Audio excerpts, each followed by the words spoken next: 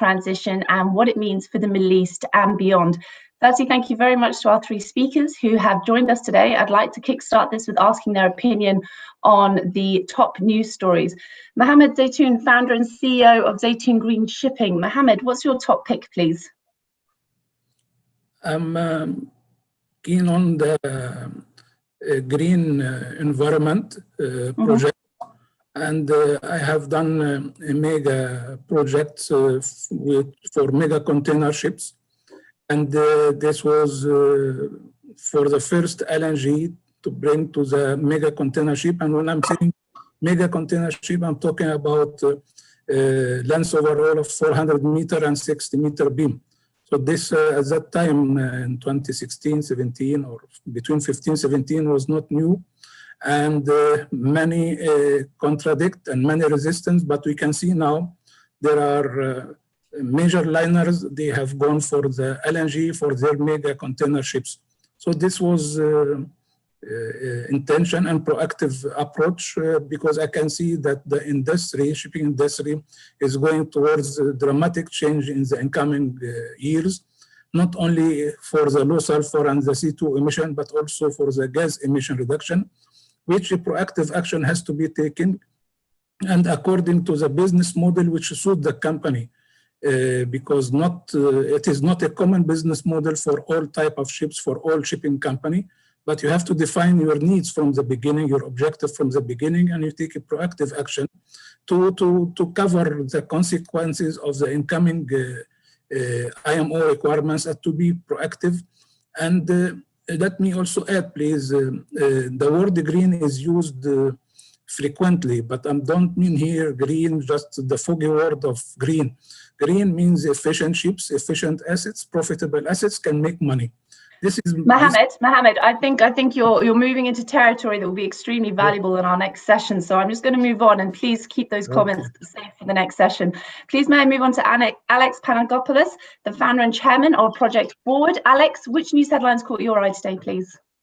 Well, I think that the one that really catches my attention is the UN Chief Global State of Emergency. And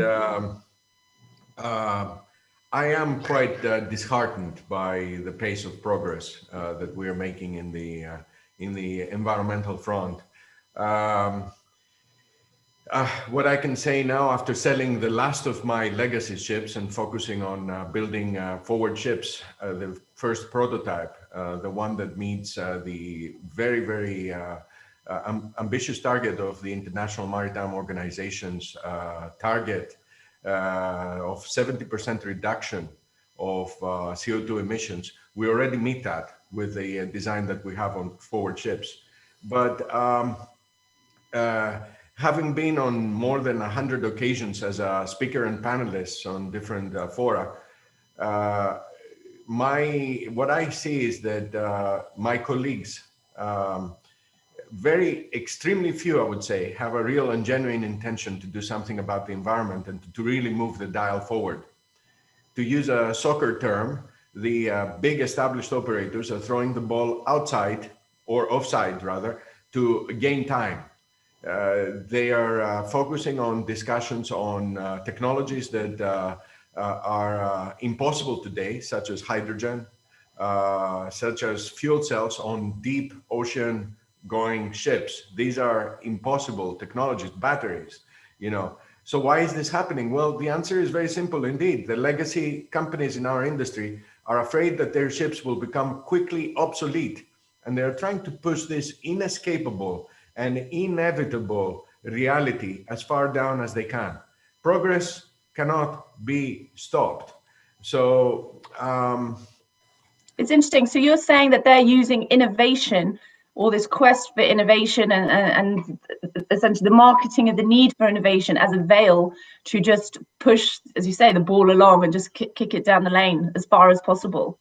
Yes, this is absolutely the case. So, for example, what options do you have today in shipping, in cargo shipping, deep ocean shipping?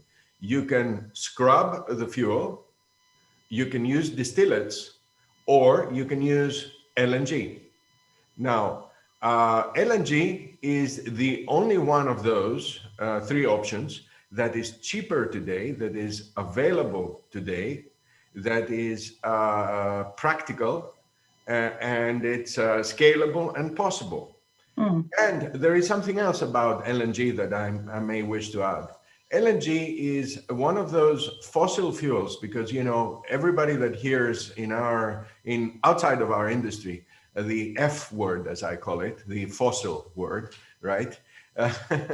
They get a little bit edgy. So here's a fossil fuel that is so much better burning it than releasing it. So burn a kilogram of methane and you get 2.75 kilograms of CO2. Instead, if you let it out in the sky, methane, it's about 11 times worse than burning it. So here's a fossil fuel that's actually better burning than just releasing in the sky. So, and yet our industry is focusing on all these fora that I attend with a lot of greenwashing. You know, now we will focus on ammonia, on hydrogen, on methanol, on wind, solar, electrification, whatever. You know, there's so much talk, and then there is the solution that we have. I think as well, there's a bigger conversation about LNG that's growing about the need to decarbonize it, which we'll certainly touch on in this talk as well, because that conversation is rapidly building momentum. Absolutely. Last but certainly not least, Steve Esau, General Manager of CLNG. What would be your top story, please, and why? Yeah, very good points made by Mohamed and Alexander, and you know, their perspectives gained by hard-won experience. Yes. So my story is maybe somewhat. I'd like to just put a little bit of a positive slant on this. So my story was the story in Bloomberg Green with the US Fed joining an international network of central banks to fight climate change. So I think there are profound movements within the financial sector around the recognition of the climate challenge and how they make the, invest in a way that's aligned with Paris, and also how they recognize the risks that are in their existing asset portfolios. And I think this is a profound shift. It's not shipping exactly, but you can see that when investors start to move, that can have a big impact on the industries in which they invest. And one sort of example of this, I think, is the Poseidon Principles, which was launched about a year ago, where a group of, if you like, climate progressive banks got together to commit to ensuring that their shipping portfolios match the decarbonization trajectory specified by the IMO. So this is the first year it's been running. I think they're currently in the process of doing their calculations on their portfolios. And I think this will have a major way in which finance comes to, or in which investments will happen in the shipping industry. It's small to begin with, obviously, but I think it's just a sign of how the investor pressure is going to come to bear on the industry. And one of the things, talking to some of the founders of this, and it echoes very much the point that Alexander's making, is so what can they invest in now? What's there? Ammonia and hydrogen, for example, which are being pushed, I would say, by very influential groups of academics and NGOs, are just completely impractical. There's no practical consideration of how these can contribute to decarbonization really within the next sort of 20 years or so, realistically. So what is there? Well, LNG is there, it's available now, and it provides a pathway for future and deeper decarbonization through what you've mentioned, Michelle, we'll touch on probably during the course of the through bio-LNG and say synthetic LNG. Well, it is considered the greenest fossil fuel. Again, that's something Alex touched on as well. And it's a critical industry. The shipping industry accounts for 90% of global trade, and the global population is going to be rising to around 10 billion by 2050. And of course, the volume of trade to support that sort of population growth is going to need to improve as well and increase and so on. So the shipping industry really has no choice but to adapt to the broader decarbonization agenda, but to do it in a realistic way. And what's really shining through is this concern that smoke and daggers are left, right, and centre, and actually real progress on what's needed with LNG and perhaps the decarbonisation of LNG as well to further increase its attractiveness is just not getting the attention that it needs. Alex, as part of this vein, what would you say are the main steps that shipping stroke LNG fuel stakeholders need to start making in 2021 to start achieving that economic environmental balance? Well, there's a lot of pressure on our industry, as on all industries right now, for acting on the environment. To echo Steve, there are more initiatives than the Poseidon Principles. There the Sea Cargo Charter, EU's carbon trading scheme, IMO's new stricter EEXI guidelines, and even EU's environmental leadership with its initiatives on the carbon levy, which I applaud, the Low Carbon Value Chain Alliance, and the Fuel EU Maritime. There's incredible pressure. What I meant before is, to clarify it, it's most of my colleagues, and by colleagues I mean the ship owners. So the ship owners, we're throwing the ball offside a little bit. The pressure is there, but we're trying to ignore it. Yes, because a lot of us, me included until last week, we have ships in the water. So what do you do with them? Plus, how do you decide going forward what ship to build? So one very, very good thing that we have in our industry is a global regulatory body. This is the IMO, which is great. It's a UN-backed regulatory body. But perhaps this is not enough, because that body doesn't have enforcement.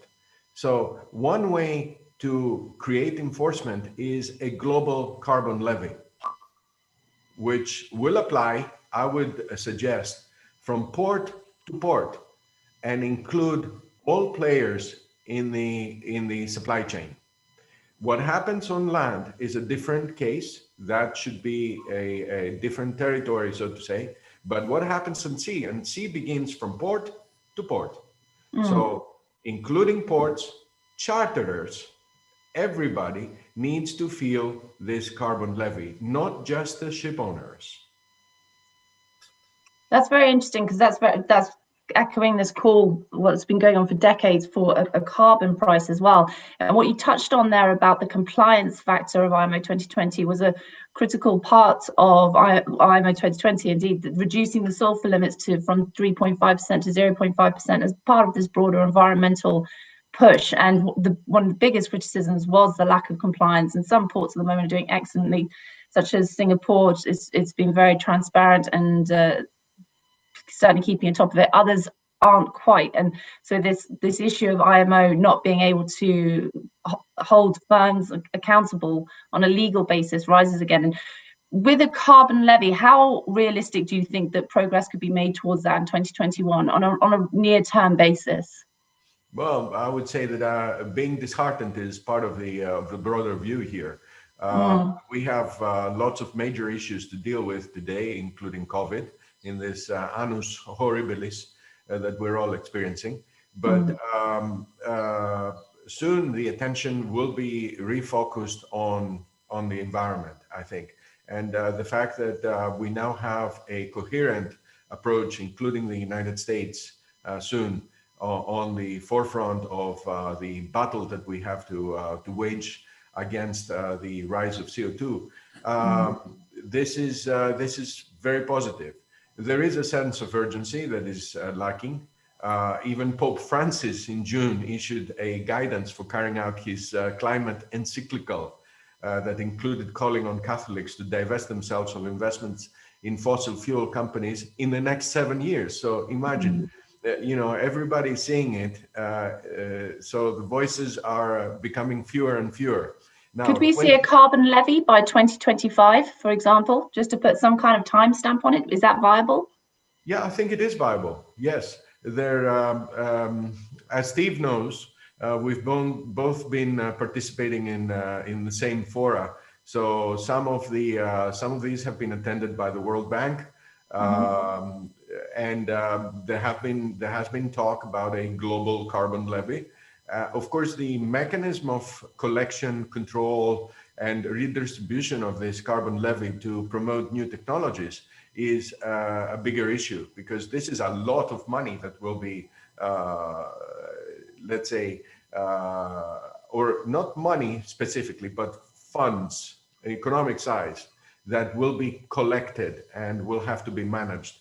So, and that's in a post-pandemic economy as well. Yes, but one thing that we saw in this pandemic, now that you mentioned the word pandemic, is that we can act together, and we can be disciplined. So there are two discoveries that we made with this pandemic, and these are very, very important going forward. So if we use this collective conscience that we're now building, that, hey, we've got a virus that we now can see it in the news, how badly it affects us, right? So now let's refocus our attention on what's happening in our atmosphere, and let's try to make it more visual, more hardly, more concretely visual for everybody, that this is imminent. This is something that will affect every single person on Earth.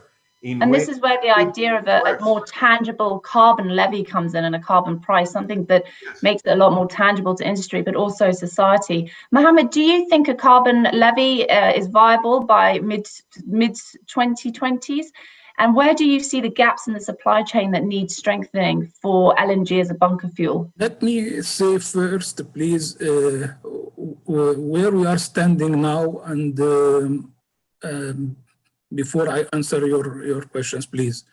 The shipping industry from 70, 80 years back till end of 2019 was a business model, and from 1st January 2020 is totally different business model. Therefore, there is a different action, different plans, different approaches, different concept has to be taken into consideration for the carbon level control, for the emission control, for the gas emission control. It is a challenge, because up to now it is working on individual activity. If someone is proactive in his approaches, in his mindset, in his concept, then he's taking a positive ahead of the others. But we are going towards a dramatic change in the shipping industry, and in order to control the emission, the gas emission, the economics of the business, a lobby has to be formed. Not only from the shipping expert, but the finance has to play a big role, because I can see as of today, many ships has been delivered recently, last year or this year, and still you can see the ship is just a traditional ship, which really is concerned. From where they got the finance? How the banks give them the money? And how long will that ship live for as well? What will be the average lifespan of that ship, Mohamed? What will be the average lifespan of that ship? The ones that are being delivered now that are not? Not less than 20 years. Not less than, could be 25 years. So imagine asset, let's say asset of $100 million US. And assets means a ship is not just a ship from A to B. It is assets. The owner have invested, and he has to get his payback. And till now, traditional thinking on building ships. This is really make me very concerned. I would like to continue that. I was reading Canada. They are talking now to ban the scrubber, the two types of scrubber. So it means that the industry is going towards, I repeat, dramatic change. So you have to see what is You have to form your business need to maintain in the 20 years. Unfortunately, last January, the many shipping companies, they were annoyed from IMO because at that time the oil price was around 60. And now the oil price also of today has reached 48 and it's going up and up, which I think so. It's not going to be $19 as beginning of the corona. So once the oil price reaches 65, this is completely heavy OPEX cost for the shipping industry. And you will find big noise and big screaming, but where is the corrective action? Why you have not defined your needs? Why you are resisting? Why you are anti-proactive action? So the industry it needs different leaders, or not just people to talk. As I said, it is not the foggy word of green, it is reality, it is fact, it is trust. This is what the industry is needed as of today and for the incoming future. Well, this is what Alex just touched upon about needing perhaps a new global body. IMO does a great job in what it does, but it's not going that extra step that's needed, as you say, to hold accountability. And the industry, perhaps, from one perspective, the shipping industry, as you say, has been on a certain status quo for decades and decades, and then this year has been a huge upheaval. And perhaps that explains some of this kicking down the road philosophy that's being adopted by some ship owners. But the delivery of new ships at 100 million a pop, which will last for 20 years, is completely contradictory to an environmental program in every way. So it's just not it's not a sustainable situation. Steve, from your perspective on the LNG bunkering side, CLNG's data in early 2019 said there was just 6 LNG bunkering vessels around the world. And then 2020, January, there were 13 in operation, with a further 13 on order or undergoing commission. How does the Middle East progress factor in here? Because, of course, the region is home to Fujairah, the world's second largest bunkering hub. How is the region doing? I'd say at the moment that, it's certainly not the focus of for LNG bunkering.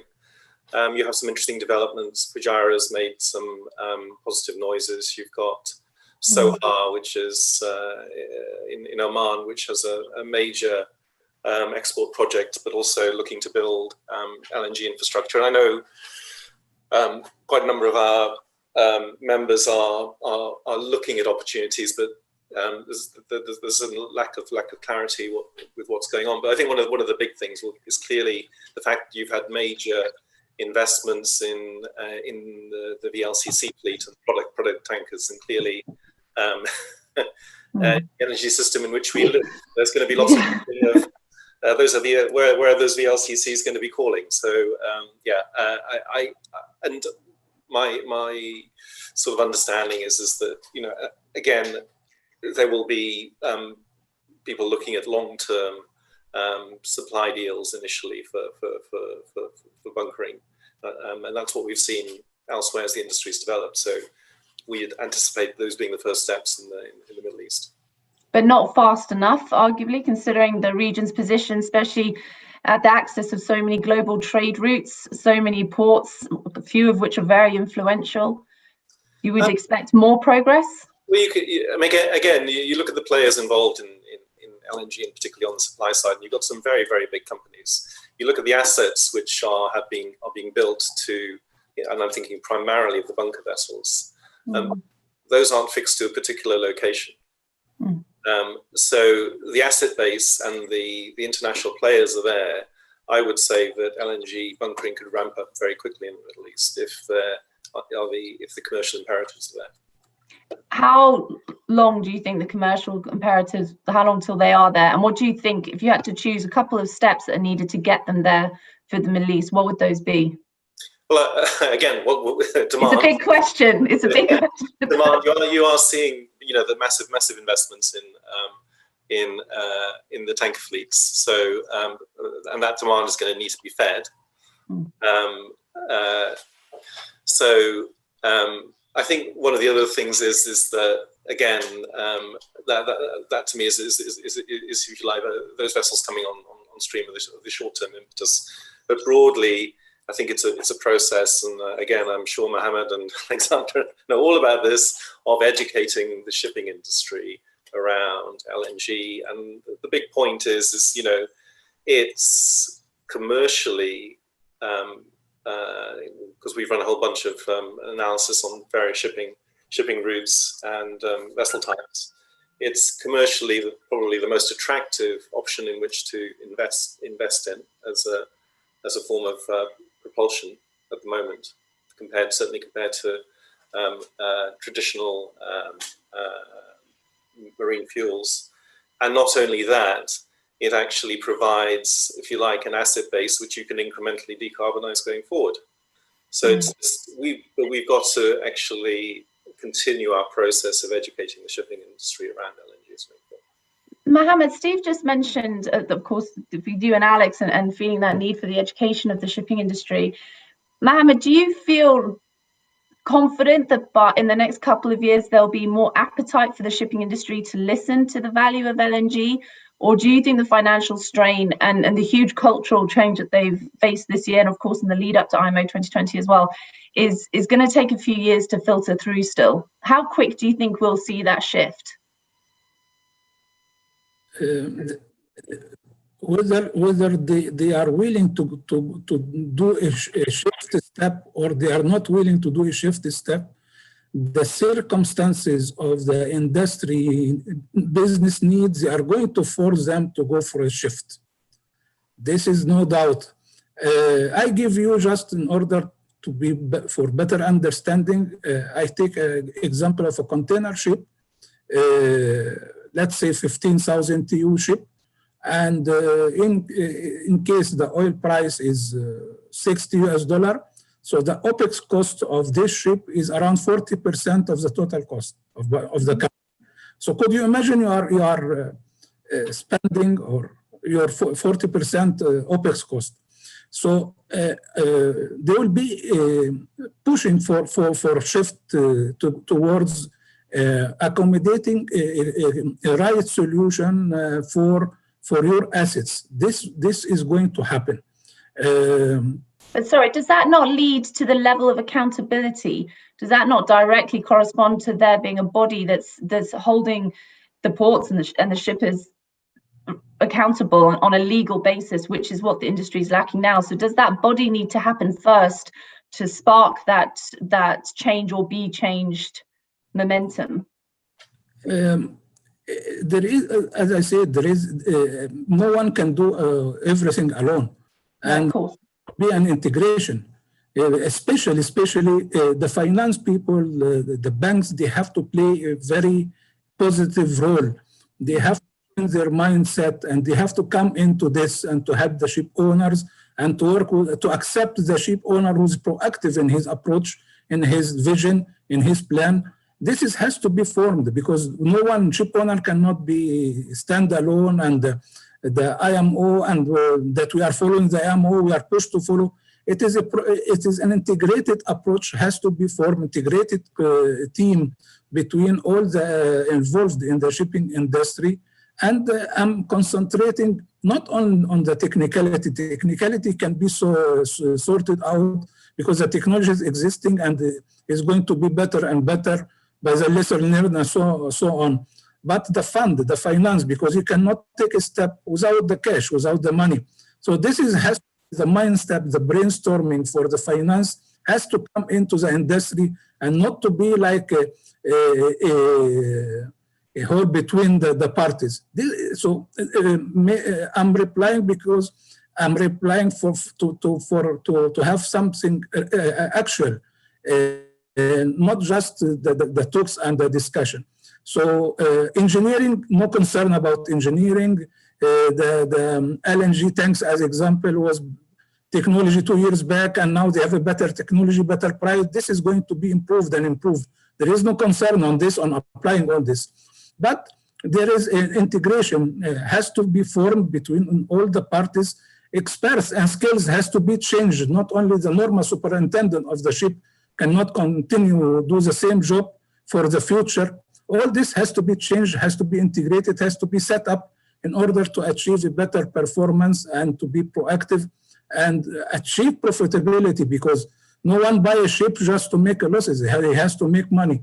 And well, that's what we started with very much with Alex, was saying that we need to have this economic environmental balance. As you say, that's always been one of the major arguments for several decades on the environmental side, and from businesses, is that, you know, we can't push for this environmental change and all be destitute in the process. As you say, that balance has to be there. Steve, are you confident that there's appetite to achieve that balance in 2021, considerably so? You obviously work with lots of different stakeholders. Are you seeing much more appetite, especially after this year? Yeah, I think so. And again, echoing what Alexander mentioned about the impact of the COVID pandemic, showed that, you know, governments and commercial interests and society as a whole can actually move much faster than than say previously. Previously, we were thinking. So I think that was a very encouraging sign. So yeah, and I think in terms of shipping, I think shipping's going through, if you like, a process, just as other sectors have in relation to the climate challenge. I think the initial initial phase you go through is denial. Then pain. Oh my God, there's acceptance, and then you've ended up in what we're imagining a picture of the world in 2050, 2100, dominated by pure synthetic fuels, which is a good debate to have, because it's good to think about the direction of the industry. But I think now people are thinking, well, okay, that might be the future, but how do we actually get to that future? What practically, that's the next stage, is coming to terms and practically saying, well, what can we do now? And that's where LNG comes in. Exactly, and I do sense that recognition is growing as to what can we do now. Because there have been quite a few red flags over the last 30 minutes, from feeling disheartened to the urgent need for a global body, to concerns over the level of compliance to IMO 2020 and just generally IMO's ability to push accountability in general. Shippers kicking the ball down the road at a time when they're facing economic stress post-pandemic, and just generally, I know they haven't had the easiest few years as well. And there are a lot of red flags emerging from all of that. But the idea, as Alex and yourself have touched upon, that this year has shown we can all unite, and also Mohamed's touched upon that there needs to be cornerstones of progress from the financial community as well, and how they can help. And we are seeing a rise in ESG, whether that's feeding through to shipping yet, perhaps that's to be seen. So there are, you know, amid the rather urgent picture, there are some bright spots. I'd just like to wrap up with a rapid fire round, please, where I'll ask you a question, and if you could just give me a yes, no, or not sure. So just yes, no, not sure. And the question is the industry on track? I think I know the answer. Is the industry on track to hit the IMO's goal to reduce GHG's emissions by at least 70% by 2050? So shall we start with you, Alex? Yes, no, or not sure? Yes, look at forwardships.com, and we are ready. Excellent. Mohamed? Not sure. Steve? I'd say yes. The technologies are there. They just need to be used now. Excellent. Thank you to each of you for joining us today and for your insights. Much appreciated. I think we've all got a lot of meat to chew on as well. And wishing you a very good holiday season. Likewise. Thank you. Thank you. Thank you. Bye-bye. Bye.